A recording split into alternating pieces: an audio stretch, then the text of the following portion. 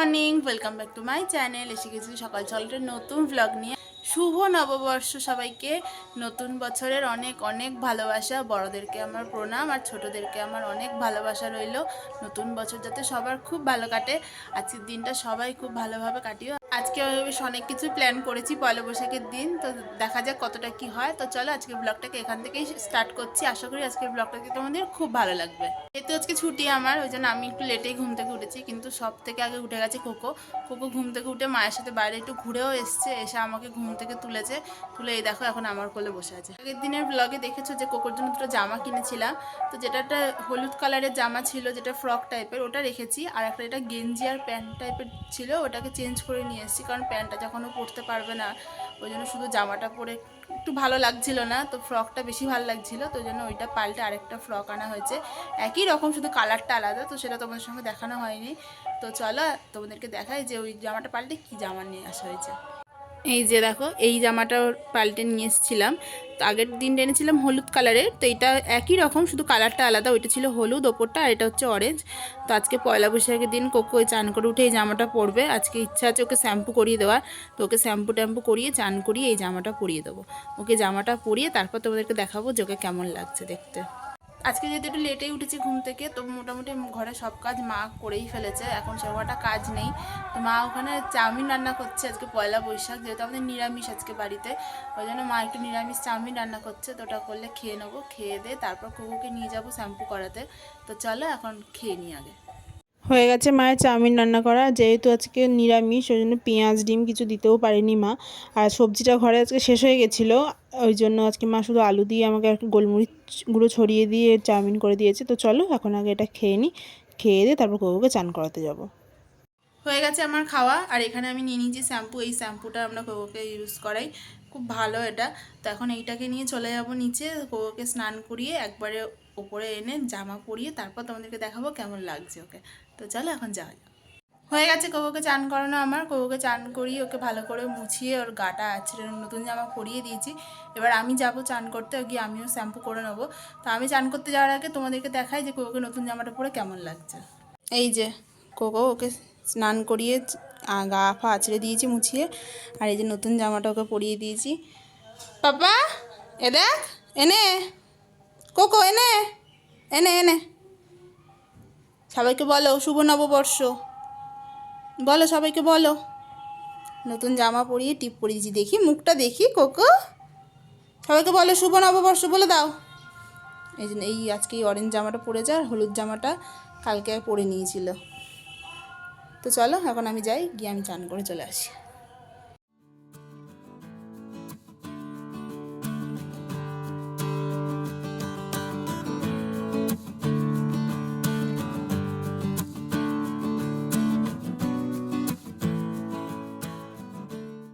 আমি স্নান করে চলে এসেছি। আর আজকে পুজোটা মাই করেছে, যেমনটা তোমাদের সকালে বলছিলাম যে আজকে যেহেতু আমি লেটে উঠেছি, এই জন্য মায়ের সব কাজ হয়েই গেছে। তো যাই হোক, দেখো এখানে মা পুজো করে নিয়েছে, আর বাবা আগের দিনকার লাড্ডু নিয়ে এসেছে, তো সেই লাড্ডু দিয়ে দিয়েছে গোপালকে। আর গোপালের যা গয়না ছিল সব গয়না পরিয়ে মা সাজিয়ে দিয়েছে। আর এই যে নতুন জামাগুলো আগের দিন কিনে এনেছিলাম, তো সেই জামাগুলো মা পরিয়ে দিয়েছে। গোপু সোনাকে সবুজ জামাটা পরিয়ে আমার তো খুব ভালোই লাগছে। তো তোমরা আমাকে জানিও গোপুকে কেমন লাগছে তোমাদের। আর এখানে সব ঠাকুরকে মা ফুল দিয়ে মিষ্টি দিয়ে একদম সাজিয়ে দিয়েছে। তো চলো এখন যাই, গিয়ে খাওয়া দাওয়া করে নিই। Good evening. সন্ধ্যাবেলা আমি এখন সন্ধ্যে দিয়ে রেডি হয়ে নিয়েছি, আর আগের দিন যে নতুন জামাটা কিনেছিলাম সেই জামাটা পরে নিয়েছি। তো এখন দীপু আসছে, ওর সাথে বেরোবো একটু আজকে সন্ধ্যাবেলা। তো কোথায় যাচ্ছি না যাচ্ছি তো তোমাদের সেখানে গিয়ে বলবো। তো চলো এখন যাওয়া যাক। আর যাওয়ার আগে তো চলো আমার ফাইনাল লুকটা একবার তোমাদের সঙ্গে শেয়ার করে নিই।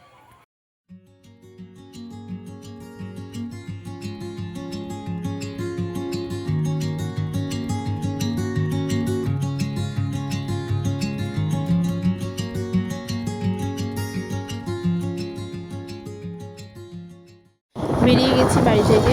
তো এখন আমরা যাচ্ছি নিস্তরিণী কালীবাড়ি, যেটা আমাদের এখানে শেওড়াফুলিতে আছে। তো ওখানেই যাবো আজকে পুজো দিতে। তো মন্দির শুনেছি 7:30 থেকে 8টার মধ্যে বন্ধ হয়ে যায়। তো এটা একটু টেনশানে আছি যে ঠিক টাইমে পৌঁছে যেতে পারবো কি না। রাস্তাতে দেখছি একটু ভিড়ও আছে। তো দেখা যাক আমরা যেতে পারি কিনা পৌঁছে।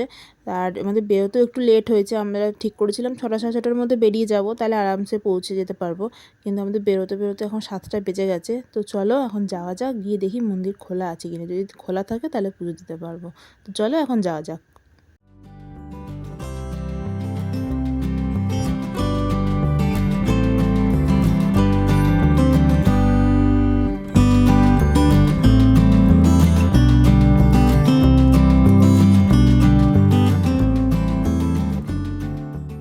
আমরা এসে পৌঁছেছি ফার্স্ট রেলগেটে। তো এরপরে আর একটা রেলগেট আছে, কিন্তু এই রেলগেটটাতে জ্যাম বেশি হয়। যতবার এই রেলগেটটা ক্রস করার আমি চেষ্টা করেছি ততবারই দেখেছি এখানে এরকম জ্যাম। আর এখানে রেলগেটটা একবার পড়লে আর উঠতে চায় না। যাই হোক, এখানে রেলগেটটা এখন উঠেছে সবে, আর দুদিকেই এরকম মারাত্মক জ্যাম। এদিকে আমাদের লেটও হয়ে যাচ্ছে কিছুটা, পুরো রাস্তাটায় আমরা এরকম জ্যাম পেয়েছি। তো দেখা যাক কতক্ষণে এই জ্যাম থেকে আমরা বেরিয়ে ওপারটায় যেতে পারি।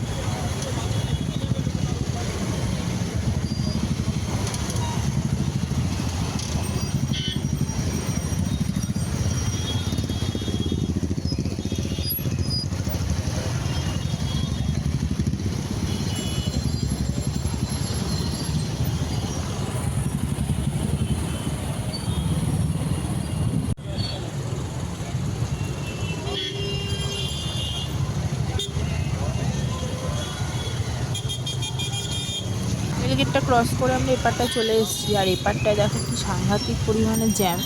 এখনও একটা রেলগেট ক্রস করা বাকি আছে, সেটা আরও কিছুটা যাওয়ার পর পড়বে রেলগেটটা। জানি না ওইখানে এরকম জ্যাম আবার পাবো কি না।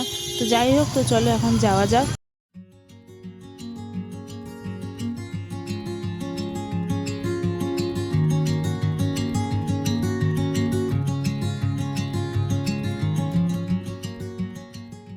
দেখো, যেমনটা তোমাদের আগের রেলগেটে বলেছিলাম যে কিছুটা এগিয়ে গিয়ে আবার একটা রেলগেট পড়বে, ঠিক সেম জিনিস। আবার এখানে জ্যাম, রেলগেট পড়েছিল, তো গেটটা সবে মাত্র উঠেছে। তো চলো এখন দেখা যাক এখান থেকে কতক্ষণে আমরা বেরোতে পারি। এদিকে আমাদের লেট হয়ে যাচ্ছে, 7:30 বা 8টার মধ্যে যদি মন্দির বন্ধ হয়ে যায় তাহলে আজকে আর মন্দিরে যেতেই পারবো না। 7:30 বাজতে আর 5 মিনিট বাকি আছে এখানেই, এখনও কিছুটা রাস্তা যাওয়া বাকি। দেখা যাক এখান থেকে আবার কতক্ষণে বেরোতে পারি আমরা।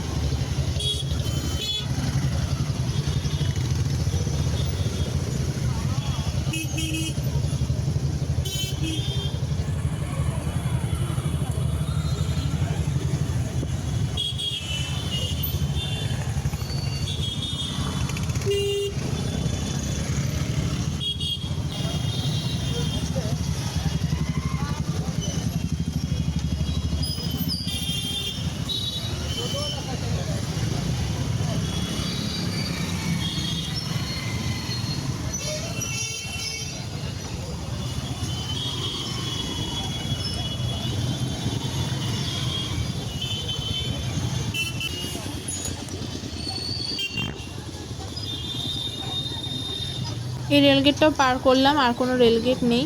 তো আশা করছি রাস্তায় আর কোথাও জ্যাম পাবো না আমরা, তো ভালোভাবে ঠাকুরের আশীর্বাদ নিয়ে পৌঁছে যেতে পারবো। তো দেখা যাক কি হয়। তো চলো যাওয়া যাক।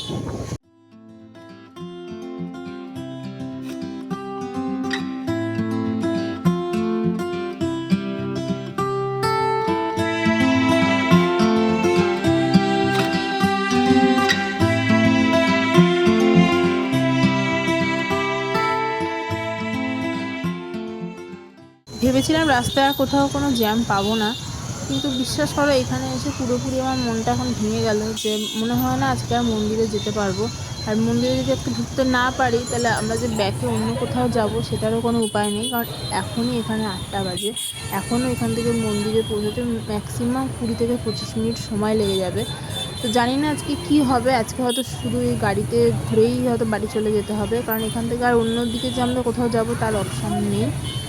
যত দূর দেখা যাচ্ছে শুধু গাড়ি, টোটো, এই জ্যাম। জানি না এই জ্যাম থেকে কতক্ষণ আমরা বেরোতে পারবো, আর কতক্ষণে আর গিয়ে পৌঁছতে পারবো কিনা আমরা। আমরা কিছুটা এগিয়ে এসে একটা সাইডের একটা ব্যাকের রাস্তা ধরলাম। তো এখানে রাস্তাটা খুব একটা ভালো না, রাস্তাটা অনেক গর্ত রয়েছে, কিন্তু কিছু করার নেই। দেখো উপর যে রাস্তাটা গেছে সেখানে দেখতেই পাচ্ছ এখনও কি পরিমাণে জ্যাম, পুরো পরপর সব টোটো দাঁড়িয়ে আছে। তো আমাদেরকে পৌঁছতেই হবে, কিছু করার নেই। তো ওই জন্য আমরা এই রাস্তাটাই ধরলাম, এটা ভেতরের একটা রাস্তা। তো দেখা যাক এই রাস্তা দিয়ে গিয়ে আমরা কতক্ষণে পৌঁছতে পারি।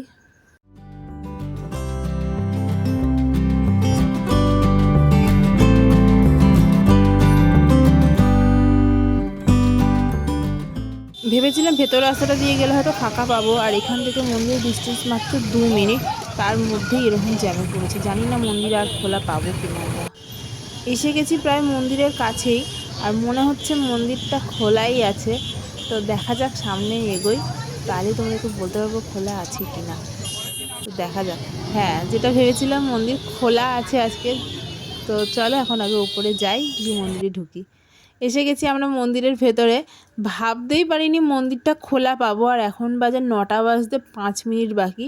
আর দেখে মনে হচ্ছে আমরা সন্ধ্যে 6:30 কি 7টার মধ্যে চলে এসেছি, এত ভিড় মন্দিরে।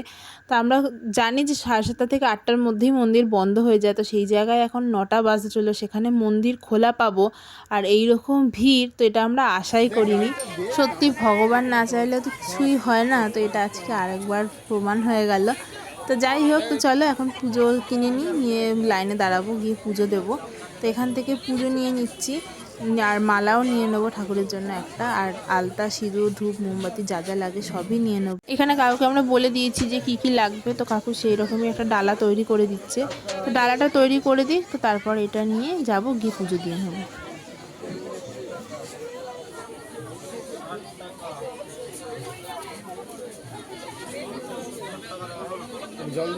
নেওয়া হয়ে গেছে এখানে পুজোর ডালা, তো এটা নিয়ে এখন যাব, লাইনে দাঁড়াবো, দাঁড়িয়ে পুজোটা দেবো। তো ওটাই এখন দেখতে হবে যে কোথা থেকে লাইনটা পড়েছে, সেটা আমরা বুঝতে পারছি না, চারদিকটা এত ভিড়, তো কোনটা লাইন আর কোনটা এমনি মানুষজন দাঁড়িয়ে আছে সেটা একটু বুঝতে পারছি না।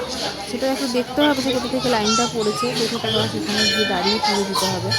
তো চলো এখন দেখা যাক কোথা থেকে লাইনটা পড়েছে, সেটাই খুঁজি।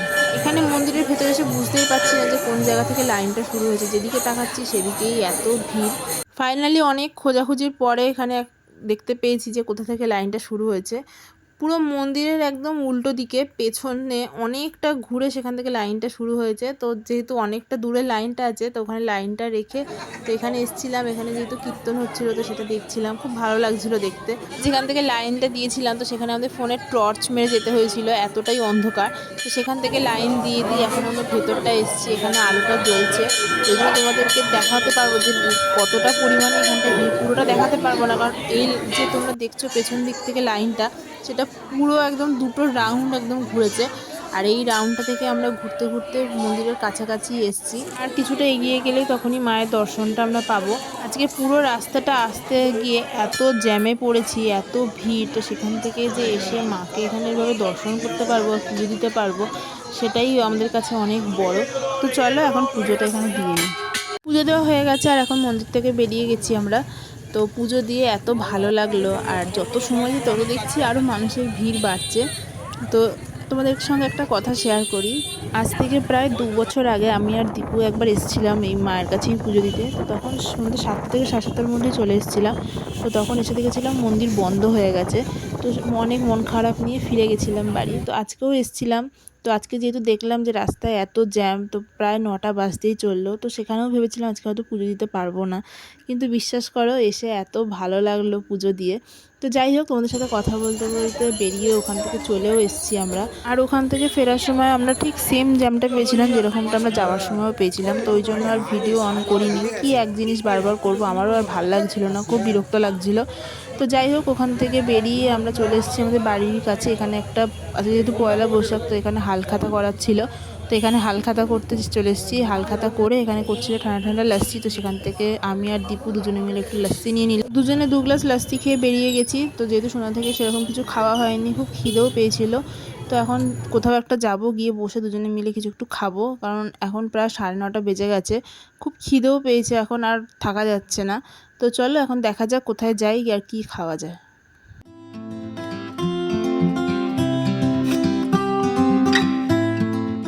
চলে এসেছি আমরা একটা দোকানে। এখানে এসে একটু মিক্স চাউমিন অর্ডার করে দিয়েছি।